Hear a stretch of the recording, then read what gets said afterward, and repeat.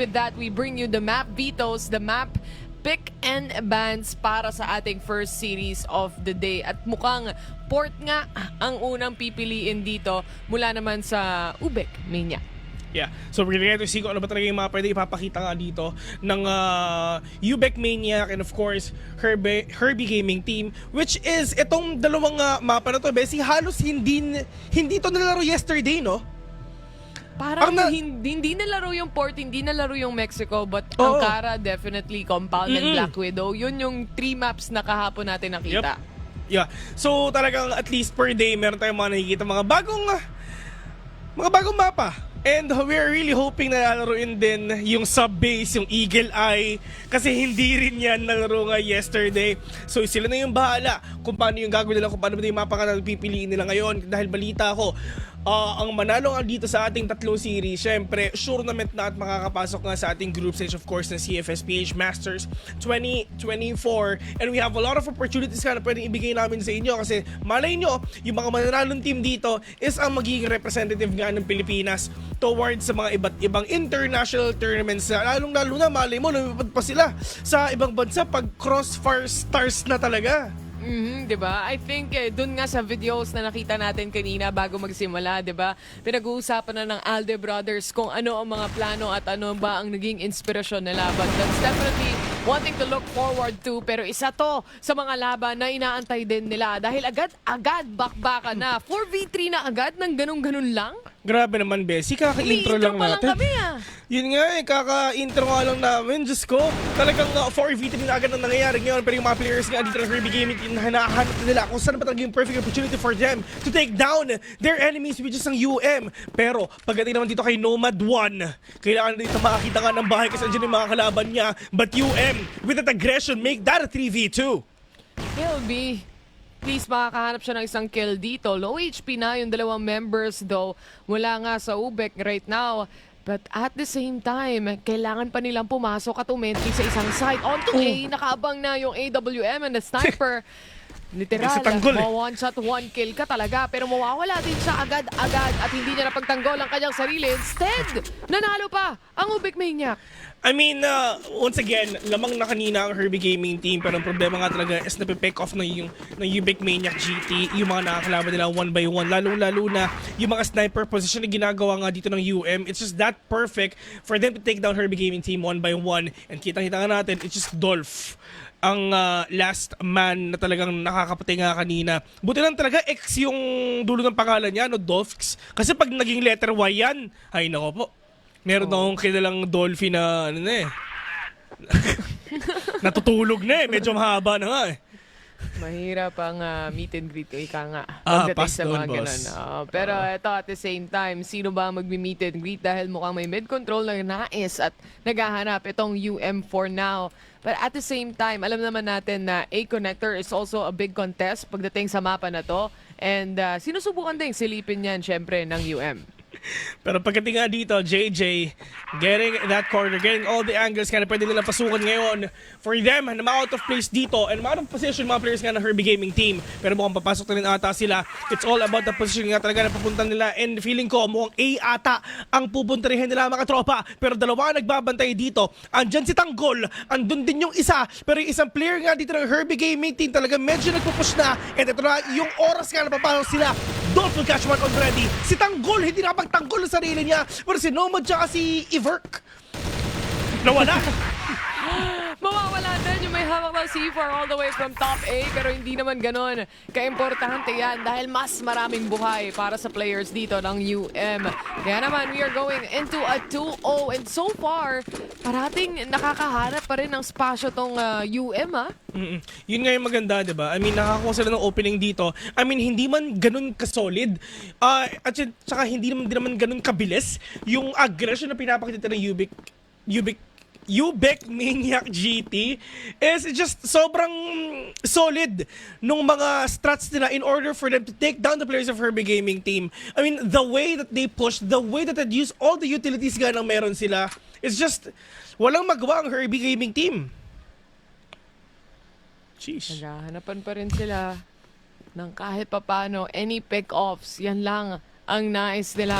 Pero si Osho, tumilip na. Merong nasa taas at dalawa pa ang nawala mula dito sa side ng HG. Si Nomad, wala na rin. Oh no, paano nila gagawin to? 5 versus 3 already. Ano ba ang gagawin dito ng HG para nga makabawi sila? Pero that is KLB with that aggression already. Take down ni Verk, pero meron pa dito ang dalawa na nagbabantay. Si Yosho at Tanggol. Si Tanggol biglang nawala. Si Yosho na lang dito ang nag-aantay. 5 versus 1 already. Ano ang nangyayari sa kanila? Isa-isa lang nawawala and no! Get that kill instead. 3-0 still in favor of UM. Pagdating sa mga aim duel, nananalo at nananalo dito yung UM. It seems like kahit saan sila pumentry, kahit na medyo lugi ka sa positioning, if you think about it, top A, laging may sniper. But up until the very end, eh, nakukuha pa rin nila yung mga first pick. And speaking of first pick, eh si No, literal na no dahil dalawa yung nawala. Oh no, napakahirap nga nito. Pero ang importante ang UM dito, kumpletong-kumpleto pa. Pero yung Herbig Gaming Team, literal na nawawala sila isa-isa. Pero di ba sila tapos? They're the players na talaga binobombard nila mga kalaban niya. Andiyan yung smoke, yung flash, yung nade. Talaga hindi nila alam kung saan sila pupunta. Pero pagdating naman dito, it's all about how they retake this side. 20 seconds in, ladies and gentlemen, and now KLB will take down 2. Iverk, oh no, sobrang baba na lang ng HP niya. At paano niya gagawin to na apat pa ang kalaban niya? Pero yung Ubik ngayon, talaga magpupush sila, pero alam ni KLB kung nasan ka. 4-0 already. Ubik Maniac GT, men, nag-iingay na. Grabe. Ang bilis na 4 rounds actually mula sa team na to. Laban kong laban. And at the same time, ganun din yung Herbie Gaming team. It seems like when it comes to rotation, agad-agad din nilang nilalabanan itong mga players na gusto nga pumasok. And time again, para sa UM, they get the first pick off. Minsan nga, puro double kill pa yung nakikita natin just to make that entry happen talaga. Kaya, hindi na rin ako nagugulat na napakalinis pa ng scoreline nila so far. Sobrang solid yung zoning nila, kumbaga, na they know yung mga angles kaya titignan nila na hindi na hahayaan yung isang player na talagang dediretso lang. Lagi silang body system. Sama-sama lang sila. And with this kind of aggression, lahat ng pwesto talagang napupuntrahin nila, talagang napapasok nga nila. Pero nakikita ngayon nila JJ kung saan talaga nagagaling nga yung bomba. So they have the information already kung saan talaga babaril ngayon. Yung mga potshots nandito na. Wala pang damage at all sa mga players nga dito ng Herbie Gaming Team. Pero Bessie, nangyari to yesterday na 3-0 yung score ng isa, tapos nakabawi naman yung kabila with a 2-0 series point nga. Pero that is a mishap na nangyari nga dito kay Tanggol. Okay na sana yung quick scope niya, pero nauna si JJ ngayon. Pero Diyos ko, si NL 0.03 na isahan pa. Iverk nagpakita, pero piso lang daw. Sabi ni KLB, kuwang-kuha ka. Ayun na nga, si Nomad na wala pa talaga. Oh no. Literal, mapa-nade man, mapa-snipe man, mapa-pistol, or even the M4 or AK. Lahat yon may kills na nagmumula para sa side ng UM right now. It just so happens na grabe yung firepower potential ng team na to at hindi pa natatapatan ng Herbie Gaming. Pero mukhang ito na ang simula dahil pinasok na nila, inentryhan na nila yung kabila BL side. Sila ngayon ang nag-aantay pagdating sa base dahil dalawang nawala sa kanila. Itabi mo, kami na lang talaga magpupo sa inyo. Pero walang ka-idea si Tanggol na meron talagang bumabaril sa likuran niya. Pero tama sa mga talaga ang ginagawa nga nila para hindi nila makita yung mga kalaban nila. Pero pagdating naman dito ngayon, talagang medyo mahirap nga kasi sila KLP. Talaga saan pa sila titingin ngayon? Napakadaming egom sa harap nila. Pero alam ko kung nasan kasabi ni KLP. JJ, the only man remaining at Tanggol with a 2K. Nakabawi na sila after 5 rounds. Dito na si Victor Bessie, 5-1 yung scoreline man natin dito, pero unti-unting nakakapag-adjust na rin sila. Kung gusto nyo ng laban, bibigyan kayo ng laban. Yan ang sabi nila, that initial aggression. This time, aggression naman mula sa side ng UM dahil dalawa mawawala. Even through the wallbang mula kay KLB. On the other hand, maraming smokes and flashes ang tumatalon pagdating sa A-long right now. Sinusubukan nila i-clear yung top A pero walang nag-aantay dyan. Oh no, saan sila titingin? Si Yosho. Oh my God, sobrang baba talaga ng HP niya. Pero magpupush naman ata together si Nomad ngayon. Kasama naman si Yosho though. So okay naman at least yung trade-off na if ever magkikita nga sila. Pero yun nga, si Nomad with the first kill na ginawa niya dito. And finally nakakabawi rin talaga ang Herbie Gaming Team. Pero hanggang saan? Hanggang kailan? Saan talaga sila pupunta? And I think it's gonna be B. Grabe si Nomad, literal 1 para sa 1 kill niya for now.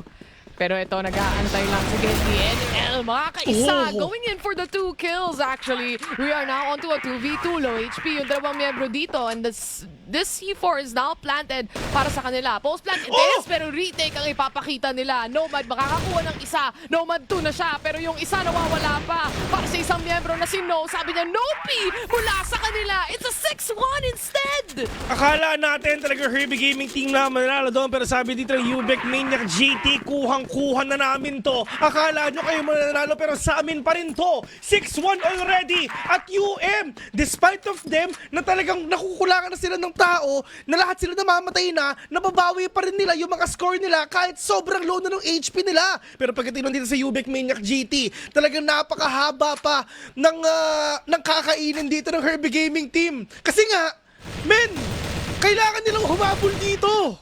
Oh, pati yung caster habol na sa nangyayari dito dahil sobrang bilis ng mga kaganapan pagdating sa dalawang teams na to right now. And this is probably the most quiet round we have seen so far dahil may konting ano pa lang, setting up pa ng smokes, nag-aantay lang sa mid pero wala nang sumisilip mula sa side ng HG, natuto na ata sila. Literal na nasa mid sila, mga tol, bigyan na ng tubig to. Pero yung mga players ng Herbie Gaming Team, wala silang ginagawa kundi mag-antay lang. Pero yung mga players dito ng UM papasok na. Si Dolph, Diyos ko, nagpapakita na, nagpaparamdam na. Si Nomad na nga, isa pa, buti ng talaga nakabawi siya.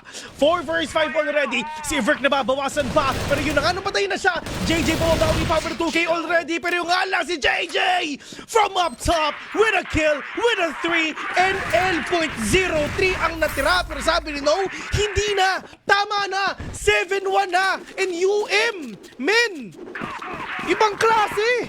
Last naman nila. Grabe talaga. Kung taga Cebu talaga sila, malalaman at malalaman mo na talaga. Kahit kahapon, yung mga Cebu teams din natin dito nagpakitang gilas. Pero right now, dire-diretso lang. Kahit naka-pistol pa kami, laban. Ito na si Yosho, mawawala na din. At ngayon, 2v3 scenario na. Makakapag-plant sila ng C4 para sa side nila. Retake na naman to. 37 seconds remaining, pero kailangan ba yung orasan na yan? Dahil parang 30 seconds pa lang, ubus na. Lahat ng mga players dito, York, nag-aantay pa rin. 2v2 pa rin to. May flashes pa silang pwedeng i-set up. Pero for now, si Nomad muna makakahanap ng isa. Dolph mag-isa, mga tropa on a 1v2, 20 seconds. Let's see if ever kayang-kaya pa rin Dolph to. Pero syempre, kailangan din talaga mag-antay pa na sa talaga pupunta yung mga kalaban nila. Pero Dolph nasa harap pa nila. Pero si Everk naman talaga nakabawi para sa kanya. 7-2 na, mga tropa. Grabe naman talaga. May date pa to mamaya. Ang bilis nila maglaro eh. Kailangan to, bes! Diyos ko, si Dolph may susunduin ata. May susunduin pa si Tanggol. Grabe naman to mga to. Grabe, men. Diyos ko, ito masarap i-cast yung mabilis, di ba? Oh, anong oras ba? Laban! Anong oras ba tayo nag-start? 5 minutes ago? Pero halftime na? Diyos ko. Mga ganun nga. Ay, pero ito 7-2. Siyempre, magsaswap na muna tayo and Herbie Gaming sila naman kailangan umatake dito. At mas konting katahimikan ang maririnig natin for now. Napakabilis. And yun na, ito na ata pinakamatagal na round natin, mga tropa. Pero at least, I mean, Herbie Gaming Team, let's see if ano ba talaga yung pwede nila ipakita. Malay mo, ang UM dito is malakas ga pag nasa BL side. Pero pagdating sa GR, doon sila mahihirapan. Hindi natin makikita yun kung paano yung talaga yung mga entry and yung aggression dito nga ng HG. Pero pagdating naman dito, lahat sila nag-aantay lang, napakadaming utilities na binabato nga dito lang sa mid para syempre may mabukasan sila kahit isa. Pero on to the side nga dito sa connector, may nagbabantay na sa UM. Waiting patiently though, alam nila na ang trabaho nila dito ay mag-defuse ng bomba and at the same time, gumawa ng retake. If not, then get all the kills. Pero si Dolph, malaki na ang damage pagdating sa kanyang HP for now. Yung sniper wala pang napipitas at mukhang sobrang careful maglaro ng HG dito. Yeah, actually lahat sila, no? I mean, if ever gonna compare the aggression of Ubek Maniac GT sa kay Herbie Gaming Team, men, ang layo. Sobrang layo, men. Ang UM, grabe yung confidence nga nila. Pero si KLB nakapitas na ng isa, si Tanggol na wala pa, si Yoshi nakabawi pa, meron pa sa may taas. Eto na! Rat-rata na, mga tropa! Nomad na nga, isa. Pero at least 1-to-1 trade lang talaga pinapakita nila. Pero ngayon papunta sila sa B. 50 seconds remaining mga tol. KLB, maganda ang posisyon niya. Tamang wallbang lang. Sige, kahit anong dasal mo, mabawasan mo lang. Pero wala silang idea at all. Sinasandwich sila. Nomad na lang ang mag-isa on a 1v1. Pareho silang walang bawas. Pero silang walang buhay. Pero Nomad pa rin with a kill on a wallbang. Grabe naman yun si Nomad, men. Malanostradamus galawan niya. Nagsasagutan sila dito ng mga rounds at saka yung Ibang lurk klase ni yun, Dolph doon, mahuhuli niya na sana, wala lang talaga sa angulo yung pangalawa at nakatakas pa nga siya, making sure na at least tumawid yung mga bala. Hindi mo na rin alam kung sino mananalo doon sa dalawa. Actually, it's a 50-50 chance kung kailan tatama yung mga bala na yon. And for the side of HG, fortunately enough, para sa kanila yon. Grabe yung pinakamatagal natin na Ito na round. yung break. Oh, salamat. Kasi for sure pag may pumasok dito, sabay-sabay sila, di ba? I mean, okay lang yan. Okay lang yan mga tol. If ever mabilis yung game nyo, at least maaga tayo matatapos. Pero pagdating nga dito sa Herbie Gaming Team, syempre, Bessie, alam mo naman si Herbie. Alam mo yung movie na Herbie? Hindi. Hindi, yung Kirby? Eh, Kirby pa. Herbie yun eh. Iba ba yun? Oh, iba Hindi yung ko napanood Kirby. yun, iba nga. Yun yung sumisip-sip eh. Pero pagdating nga dito mga tol, yung UM inaantay na dun sa attacking position nga ng Herbie Gaming Team ngayon. Long A, tamang pre-fire lang din, umaamba mga players nila dito. At para sa kanila, syempre may sniper sila pagdating sa long A at isang nga mahuhuli dito ni KLP and right now gusto niya pang dumalawa. Nakabang siya at makukuha niya yung pangalawa. Pangatlo, tatama pa habang nasa ere. At ngayon, naubos ang mga players ng Herbie Gaming Team dito dahil mapupunta na sa UM yung round na yon. Isang puntos na lang mga tol, match point na ang UM ngayon. At pagdating naman dito, Herbie Gaming Team, kailangan talaga nilang bumawi dito. 5 rounds straight ang kailangan nila yung panalo. I mean, yes, kanina medyo slow nga talaga yung approach nila. Pero tignan natin if ever talaga sobrang magiging aggressive sila. Pero napakahirap ka kasi medyo split sila. 2-1-2 lang, Bessie. Lahat ng spaces covered by Herbie Gaming Team ngayon. Speaking of spaces, kahit napaka-liit na butas, mako-cover pa rin. Mula dito sa mga snipers natin, syempre, especially when it comes to top A kanina, na hold dito ni KLP, nahuli niya yung tatlo. And I think this made at least HG think about na ano yung magiging next strat natin dito dahil wala silang nakukuhang mga early pickoffs. Asan ba talaga yung pwede nilang kunin ngayon? Ang importante, lamang ang Herbie Gaming Team in terms of HP kasi si KLB super low na. Pero ang UM, wala silang gagawin kundi mag-antay lang. Ang Herbie Gaming Team, ganun pa rin talaga yung approach nila tulad na nakita natin dun sa first 2 rounds sa second half. Pero si Tanggol, si KLP biglang nawala. Ang problema niya, si KLB, low pa yung HP niya. Atras muna. Yan muna ang gagawin ng iba sa mga miyembro dito ng UM, lalo na yung mga low HP pa.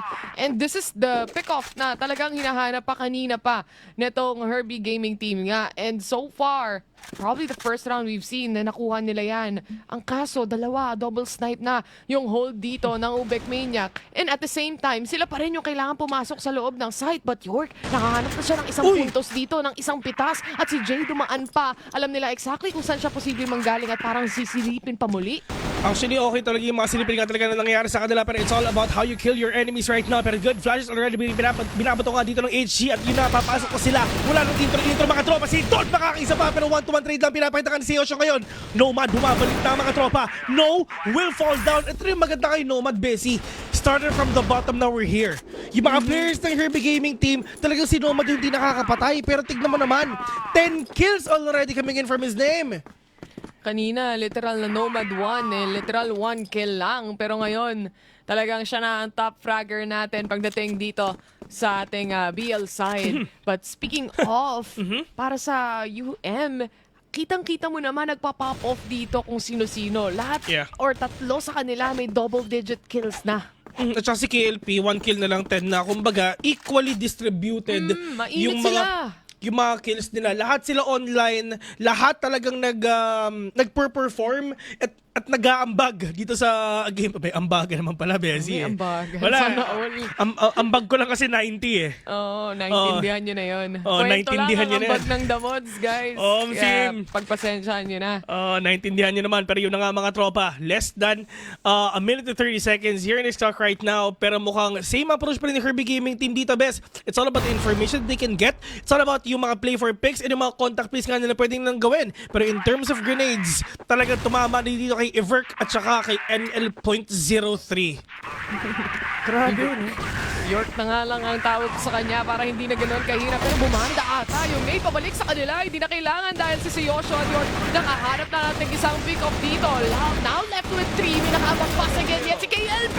Makakadalawa pa. The pistol comes out. Si Yosho on Reload. top. And he still managed to pick up the kill instead. The 2v1 scenario at ang nag-iisang natitira. York alam niya yung pwesto pero meron pang nasa taas. And that's gonna be the kill coming in and the win mula sa Herbie Gaming Team. I mean, they know it already kung saan galing dito yung Ubik Maniac GT. So might as well, i-push na lang din talaga ng Herbie Gaming Team yan. Yung last scene, yung last herd na ginawa nga nila, make it possible na talaga i-push na nila. You have the confidence already, so why not make that risk? And napakahirap nga rin talaga yung may panalo yan, Bessie, kasi kalawat kanan yung kalaban mo. Actually, hindi ka kalaway kasi nasa taas yung kalaban mo. So if ever you're gonna flick your wrist on towards your enemy, that's gonna be a really difficult thing to do. Pero pagdating naman dito ngayon sa it's just alam ata ng Herbie Gaming Team kung paano sila papatumbahin. Waiting game, patience game. Parang parehas na team. Malakas sa BL side dito so far sa mga nakikita natin. Pero this is a very important position that they're holding right now. Nakakakita ng mga bullet trails dito si KLP at alam niyang may posibleng sumilip dyan kung sakasakali man. But when it comes to rotations, mapapansin mo din naman na onting pre-fire lang to and they might go around and go to B instead. Yun nga, nagpaparinig lang sila then right after that. Kumbaga, Bessie, diversion lang yon, men. Ginedebate lang talaga nila yung mga kalaban nga nila. Pero pagdating naman dito, mukhang matinding entry ata ipapakita nila papuntang B. Pero dito naman sa side nga ng Herbie Gaming Team, yung isa naglo-lurk lang dito sa A. So, siguro diversion lang talaga yung nasa A. Tapos, or probably, he wants to cut the rotation nga. Dito na pwedeng gawin ngayon ng UM. Pero in just a few seconds, nagpaparinig na sila. Pero ngayon, medyo matinding atang rotation all the way from B to mid. To A! Mahaba pa naman yung oras, pero it's really up to the kung paano nila gagawin to. Yung mga pick-up na talaga pinakakailangan nila, si KLB na wala pa. At ito na talaga yung go signal para makapasok sila. Less than a minute left in the clock right now, and they need to go in no matter what. Pero yung C4 nasa mid pa. Bigyan mo ng tubig. Pero at the same time, syempre, itong first pick-off nila, naghahanap pa rin sila ng pangalawa. At si KLP, sabi nga natin, napaka-importante na posisyon niya dito dahil once na pumasok at umentry sila mula noong A, siya ang unang contact at mawawala nga siya ng ganun-ganun lang. Kumbaga, timing is real para sa side ng HD ngayon dahil wala na rin ang dalawa sa players pa ng UM. Sobrang sayang lang talaga kasi on that moment nga si KLP sumilip, talagang dumaan yung mga kalaban niya. 1 versus 2, mga tropa, sino lang dito natitira, nakapitas ng isa, pero Diyos ko, yung 1v1 na ata. Si Yosho nandyan sa may taas at alam nyo yan. Getting that verticality already. Spray and pray and si Yosho will get that instead. 6-8. Comeback is real na pinapakita nga dito ng HG. 2 puntos na lang ang kailangan nilang habulin and we are gonna be on a tie scoreline at mukhang nasa BL side talaga ang parehas na team na kung saan sila magaling. Nomad though, kita ko siya. Instead, inaabangan na nila yung mga push dito ng UM. Hindi na sila makapagtimpi pa. Wala nang patience play para sa kanila dahil gusto nilang kumuha ng control. Dalawang mawawala sa parehas na team dito pero sobrang low pa sa HP ng isa sa players ng Herbie Gaming Team. Men, si Yosho, literal na parang 1 HP na lang ata siya. Ubo na lang siya. Oh, men, kahit kilitiin mo yan, Isang dedo na pitik yan. na lang. Oo nga, isang hinga na lang yan, men. So ngayon, yung mga players ng UM, kailangan nila dito magbantayan syempre. Just take extra measures as well just to prevent the possible aggression of their enemy. But Herbie Gaming Team, sa totoo lang, dito sa BL side nila, sobrang lakas nila eh. I mean, yes, nahihirapan nga sila pagdating dito sa GR. Yun din yung ginagawa nga ng Ubik Maniac GT. I mean, pagdating dito sa half na to, parang isang beses pa lang nananalo ang Ubik Maniac GT. Yun nga eh. And this time, mas nagdesisyon sila na why not, let's take up space and really go through long A and tignan natin kung ano yung magiging resulta nung aim duel na mangyayari doon. At ito, dito tayo napunta sa isang 3v3 scenario pero si Yosha with very low HP. Pero nakita natin kanina yung 2v1 na kahit si Dolph nakakita na ng dalawa pero hindi pa rin nangyari. So anything is possible at this point. Yeah. So it's really up to them kung talaga kung tatamaan ba nila yung mga kalaban nila. And syempre, in terms of angles, talagang ready na. Lalong-lalo na dito sa no. Tamang jiggle peak lang papunta nga dito sa mid. Pero yun nga, on the side naman dito sa HG, si York talaga naghahanap talaga dito ng pwede mag-pick off. Kanina na si Asia all towards mid, pero ngayon mukhang magbibina ata siya, sasamaan niya yung mga kakampi niya. Pero yung mga players dito ng UM talaga lahat sila medyo tahimik lang talaga at wala silang problema dito kasi halos lahat ng mga players ng UM is nasa bina.